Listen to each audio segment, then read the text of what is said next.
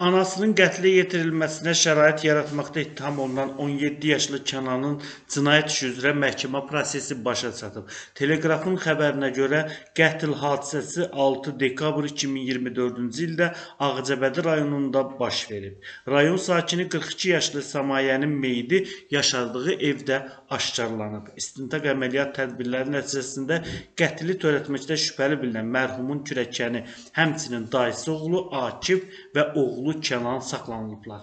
Qətli törətməkdə təqsirli bilinən Akifə Cinayət Məcəlləsinin 120.2.4-cü xüsusi amansızlıqla və ya ümumi təhlükəli üsulla adam öldürmə maddəsi ilə ittiham irəli sürülüb və cinayət işi ayrıcı icraata götürülüb. Qətli törədilməsinə köməklik də təqsirləndirilən Kənana isə Cinayət Məcəlləsinin 32.5, 120.2.4-cü maddəsi ilə ittiham irəli sürülüb. İstintaqla müəyyən edilib ki, Kənan anasının boşanmaqdan sonra başqa şəxslə qeyri-rəsmi ailə qurması səbəbindən onun öldürülməsini arzulayıb.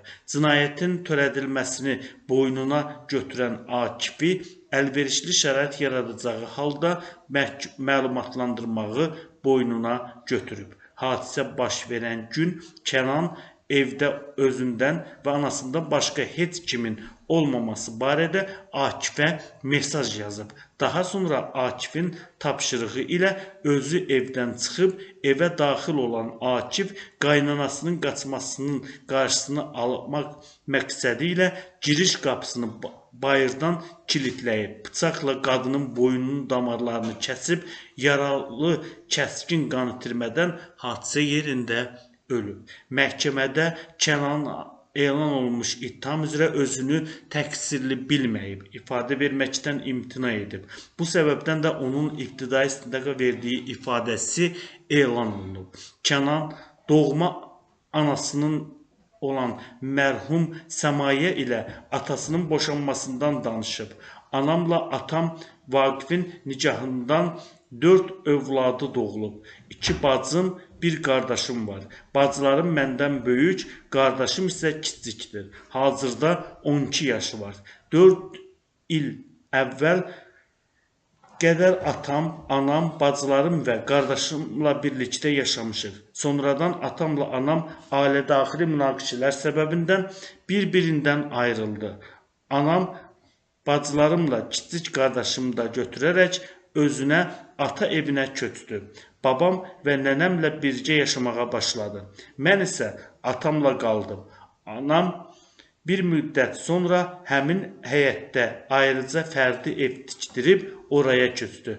O ərəfələrdə bacılarım da ailə həyatı qurub ərləri ilə yaşamağa başladılar deyə Kənan ifadəsində göstərib. Kənan qeyd edib ki, bacısı Səlimə anasının dayısı oğlu Akifin ilə ailə həyatı qurub yaşadıkları ev anasının yaşadığı evin arxa tərəfində yerləşib. Anam Səmayənin atamdan ayrıldıktan sonra başqa kişilərlə münasibət qurmağa və yüngül həyat tərzi sürməyə başladığını eşitdim. Təxminən 1 il əvvəl Beyləqan rayonundan olan Elmar adlı bir nəfərlə qeyri-rəsmi ər-arvad kimi yaşamağa başladı. Qardaşım da götürərək Elmirin evinə köçdü. Sonra Elmirdən də ayrılaraq yenidən babamgilin həyətində tikdirdiyi evə qayıtdı. Qohumlarımın sözlərindən anamın başqa kişilərlə də münasibəti olduğunu eşitdim. Amma bununla bağlı dəqiq məlumatım yoxdur. Babam işləmək üçün tez-tez Rusiyaya gedib gəlirdi. Orada metal məmulatlarının alqı-satqısı ilə məşğul idi, deyə o ifadəsində göstərib. Kənanın sözlərinə görə 2024-cü ilin mart ayında o da babası və nənəsi ilə birlikdə Moskva şəhərinə gedib. Orada da babamgilə yox, dayımın yanında qaldım. Dayım uzun müddətdir arvadı və övladları ilə birlikdə orada yaşayır. Azərbaycana gəlib getmir.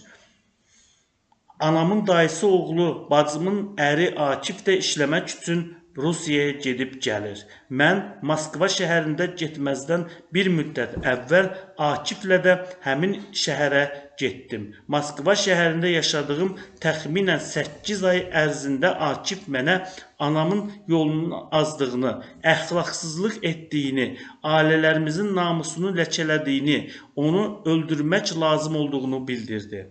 Dayımla bu haqda danışmasaq da, o da anamın öldürülməsini istəyirdi. Bir dəfə telefon söhbəti eşitdim. Kiməsə anamı öldürmək lazım olduğunu deyirdi, deyə qatil oğul qeyd edib. Kənan deyib ki, 2024-cü ilin oktyabrın 24-də Ağcabədi rayonuna qayıdıb və ondan bir neçə gün sonra Akif də geri gəlib. Moskva şəhərində olanda Akif qəti olaraq mənə Ağcabədi şəhərinə qayıdandan kimi anamı öldürmək üçün lazım olduğunu bildirdim. Mən də anamı öldürə bilməyəcəyimi soruşdu. Mən anamı öldürməyi bacarmayacağımı söylədim. Akif məhz anamı öldürmək üçün Ağcabədi şəhərinə qayıtdı. Anamın öldürülməsinə mən də tərəfdar idim. Çünki başqa kişiyə qoşularaq qaçmasını, sonra geri qayıtmasını bağışlaya bilmirdim. Anamın əxlaqsızlığına görə insanlar mənə qəribə baxırdılar. Akifdən hansı formada onu kömək göstərməyimi soruşdum. O mənə sadəcə dediklərimi etməyi tapşırdı, deyə o ifadəsində göstərib. Kənan deyib ki, anası atası ilə ayrılandan sonra onunla münasibətlərini kəsib. Heç vaxt anamın yaşadığı evə getməmişəm. Onunla görüşmək istəməmişəm. Ağcabədi rayonuna qayıtdıqdan sonra da atamın yanında yaşadım. Akif məndən anamla münasibət bərpa etməyimi, ona yaxın olmağımı tapşırdı. Dedi ki, sən mənə orada lazımsan. O anamı öldürmək üçün əlverişli şəraitin yaranmasını gözlədi. Buna görə tez-tez babamgilə evinə gəlib getməyə, anamı güdməyə, onun haqqında lazım olan məlumatları Akifə ötürməyə başladım. Son 4-5 gün ərzində isə Akifin tələbi ilə babamgilin evində qalırdım. Məndən soruşduğu hər şeyi öyrənərək ona çatdırırdım. Akif məndən anamın evdə tək olduğu, kiçik qardaşımın evdən getdiyi vaxtları ona bildirməyimi istədi, deyə o ifadəsində göstərib. Kənanın ifadəsinə görə 2024-cü il dekabrın 6-sında saat 10-11 radələrində babası ilə nənəsi şəxsi işləri ilə əlaqədar Tərtər rayonuna gedib. Babamgilin həyətində usta işləyirdi. Nənəm getməmişdən əvvəl anamı çağıraraq nahar vaxtı ustaya yemək hazırlayaraq verməsini tapşırdı. Evdə məndən başqa anam və qardaşım qaldı.